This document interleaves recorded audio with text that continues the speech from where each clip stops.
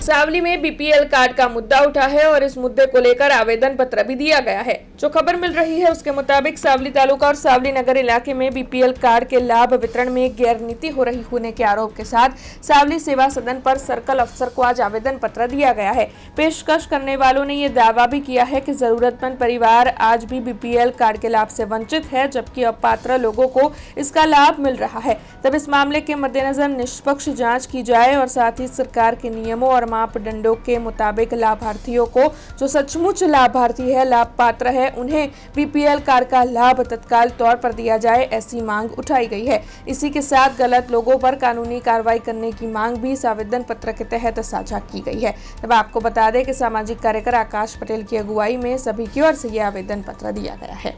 आज रोज सावली मामलतदार कचेरी खाते એમને આવેદનપત્ર આપવામાં આવ્યા હતા અને એક નમ્ર અરજ એમને કરવા માટે આવ્યા હતા કે સાવલીના વિવિધ ગામોની અંદર અને સાવલી શહેરના વિસ્તારની અંદર પણ જે લોકો ખરેખર ગરીબી રેખા હેઠળ નીચે જીવે છે, જેઓને ખરેખર બીપીએલ કાર્ડની જરૂર છે, તેઓને બીપીએલ કાર્ડ મારફતે અનાજ મળતું નથી। કારણ એક જ છે કે જે લોકો ખરેખર બીપીએલ કાર્ડના ધારકને હોવા જોઈએ એ લોકો બીપીએલ એ લોકો ધરાવતા નથી અને જે લોકો જે ધરાવે છે એમને જરૂરિયાત નથી। તો ખોટા બીપીએલ કાર્ડ ધારકો વિરુદ્ધ કાર્યવાહી કરવા બાબત આજે અમે મામલતદારશ્રી કચેરીમાં આવેલા હતા।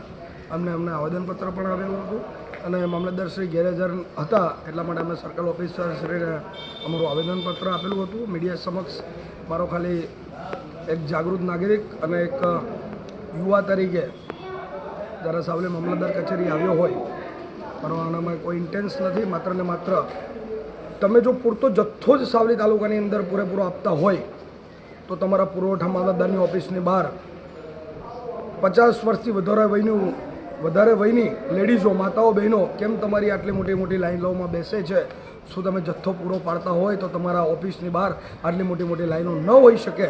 એટલા માટે જ આજે સાવલી મામલતદારશ્રીને આવેદનપત્ર માટે આપવામાં આવેલા। हमसे जुड़े रहने के लिए हमारे YouTube चैनल को सब्सक्राइब करें और नई वीडियो की नोटिफिकेशन के लिए बेल आइकॉन को दबाएं।